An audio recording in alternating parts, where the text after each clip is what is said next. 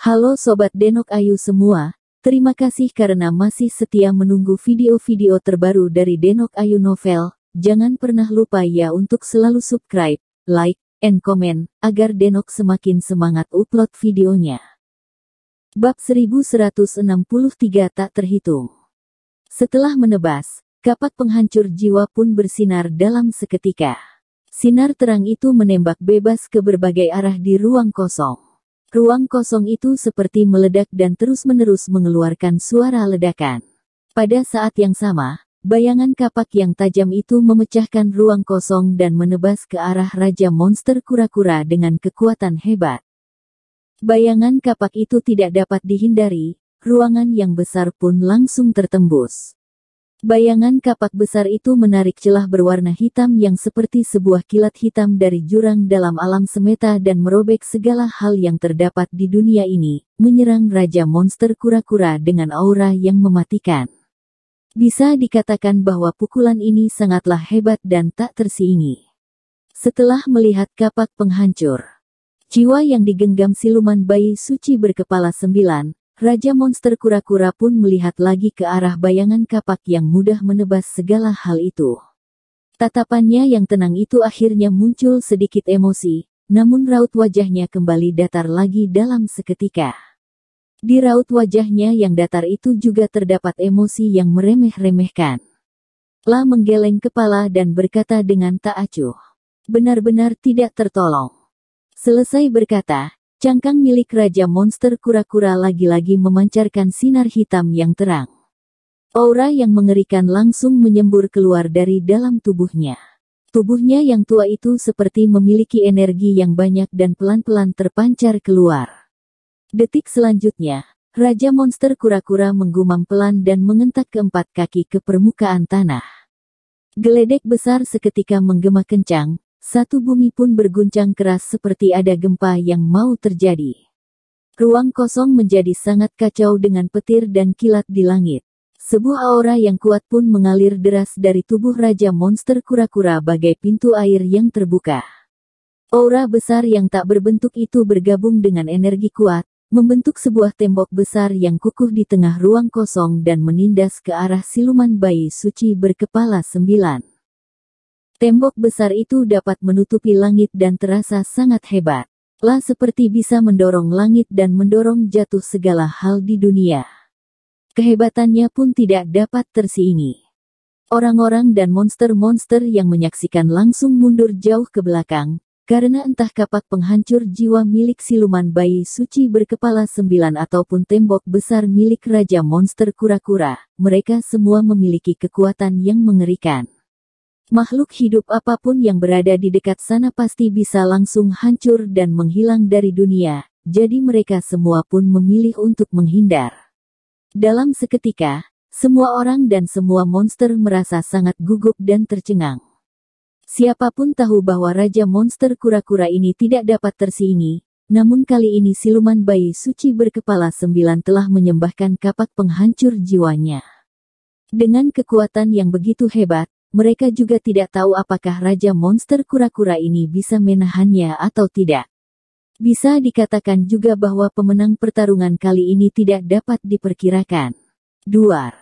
Detik selanjutnya, bayangan kapak besar yang ditebas oleh kapak penghancur jiwa milik siluman bayi suci berkepala 9 tertabrak keras bersama dengan tembok besar yang bersifat menghancurkan milik Raja Monster Kura-Kura, sehingga menimbulkan suara kencang yang mengguncang bumi dan gelombang aura yang menjatuhkan segala hal.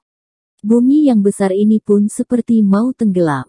Bayangan kapak siluman bayi suci berkepala 9 bisa-bisanya hancur dalam seketika. Tubuhnya pun terdorong mundur beberapa langkah ke belakang, sehingga ia baru bisa berdiri tegak. Sedangkan Raja Monster Kura-Kura masih setia berdiri di tempat, tanpa bergerak sama sekali. Pertarungan kali ini lagi-lagi dimenangkan oleh Raja Monster Kura-Kura dan siluman bayi suci berkepala 9 pun kalah.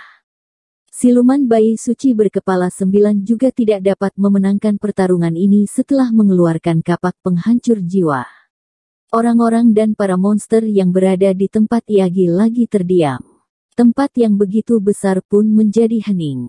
Semua orang memakai tatapan yang berbeda memandang siluman bayi suci berkepala 9 yang sudah kalah. Raut wajah siluman bayi suci berkepala 9 menjadi sangat buruk. Tatapannya penuh dengan amarah, kebencian, tidak terima dan merasa terhina. Mau ia tidak ingin mengakuinya, ia juga harus memikirkan apakah perbedaan kemampuannya dan Raja Monster Kura-Kura benar-benar begitu jauh. Kalah meski sudah berusaha mungkin untuk melawan Raja Monster Kura-Kura, bahkan ia juga kalah setelah menyembahkan kapak penghancur jiwa. Ada apa lagi yang bisa dipakainya untuk bertarung dengan Raja Monster Kura-Kura? Semakin dipikir, raut wajah siluman bayi suci berkepala 9 pun menjadi semakin buruk. Tiba-tiba ia menggoyangkan ketujuh kepalanya dengan keras. Tidak akan mau menerima hasil ini. Ia sudah pasti tidak boleh kalah dari kura-kura tua ini. Dengan amarah yang meluap dan tekad yang pasti, siluman bayi suci berkepala 9 menggenggam erat kapak penghancur jiwa dan mengangkat ke atas langit. Kapak besar langsung menunjuk ke cakrawala dan langit pun berubah.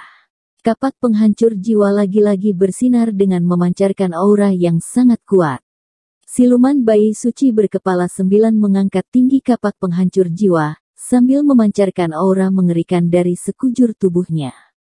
Kapak yang tajam itu menerobos ruang kosong dengan aura kapak yang mengguncang cakrawala.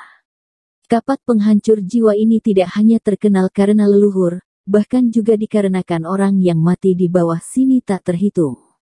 Sedangkan kamulah yang selanjutnya mati di bawah kapak penghancur jiwa ini.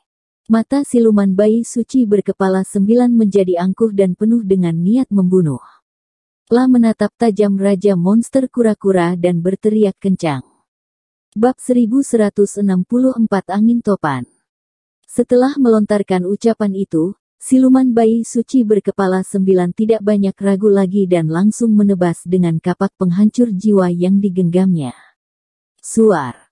Usai kapak penghancur jiwa itu menebas, bayangan kapak yang besar dan tajam seketika memecahkan ruang kosong dengan kasar. Di bawah bayangan kapak itu, segala hal yang ada di dunia pun mati dan bumi juga ikut terbelah. Tempat ini pun seperti terbelah menjadi dua. Jika di sini ada gunung, maka gunung akan hancur. Jika di sini ada sungai, maka sungai akan pecah. Jika di sini ada bumi, maka bumi akan hancur berkeping-keping. Kekuatan kapak ini memang tidak boleh diremehkan. Sebagai penonton, Dimasmu bisa jelas merasakan betapa kuatnya kapak ini. Bayangan kapak yang tajam ini seperti benar-benar bisa menghancurkan jiwa manusia.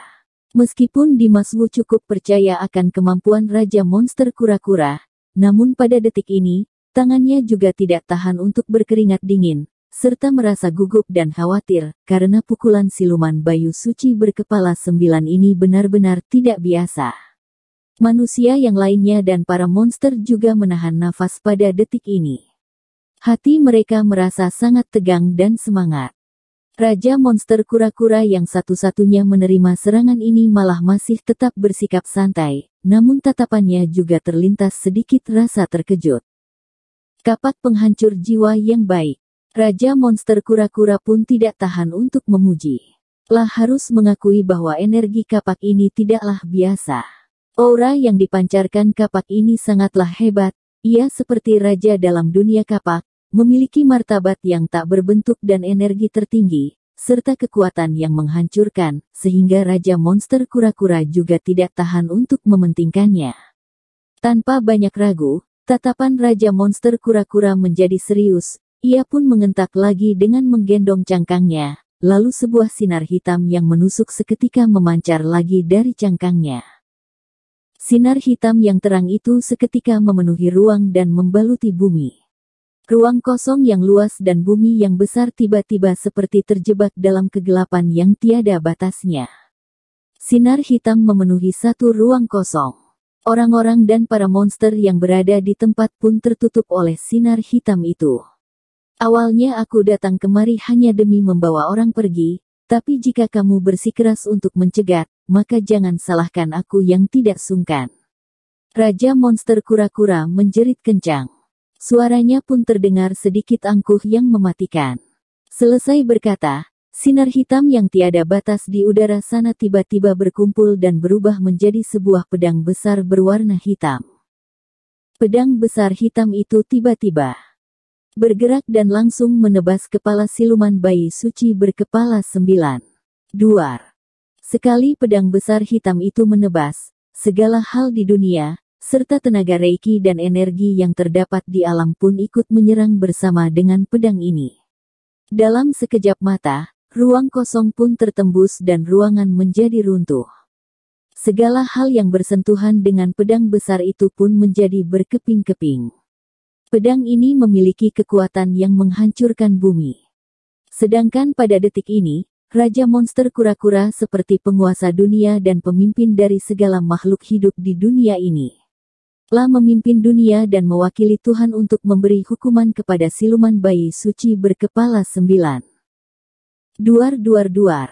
Di bawah kekuatan pedang besar hitam ini, kapak penghancur jiwa yang digenggam siluman bayi suci berkepala 9 pun mendadak gemetar.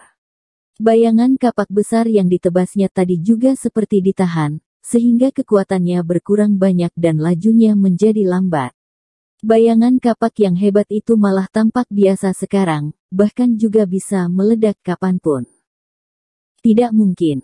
Bagaimana mungkin bisa seperti ini? Raut wajah siluman bayi suci berkepala 9 berubah dan berkata dengan terkejut. Tebasan kapak penghancur jiwa yang ia keluarkan kali ini bisa dikatakan telah memakai kekuatan terbaiknya. Ia mengira bahwa kali ini ia ada kesempatan untuk mengalahkan Raja Monster Kura-Kura. Namun belum saja menyentuh Raja Monster Kura-Kura, bayangan kapaknya pun sudah ada tanda-tanda kalah. Bagaimana siluman bayi suci berkepala 9 menerima kenyataan ini? Dor.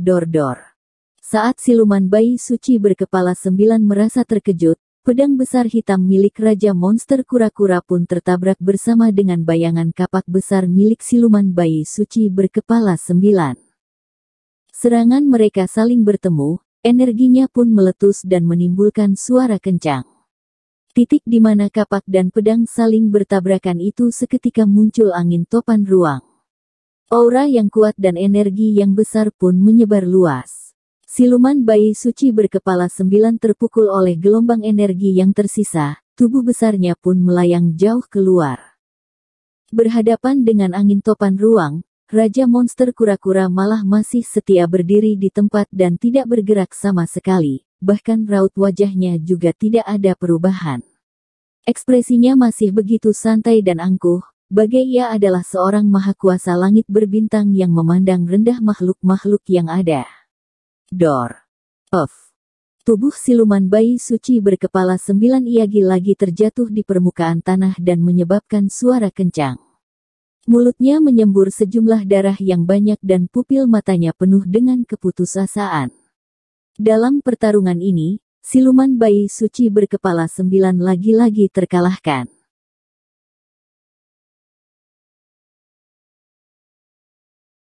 Bersambung. Terima kasih sahabat Denok yang sudah mendengarkan video ini. Jangan lupa like, comment, and subscribe ya. Terima kasih.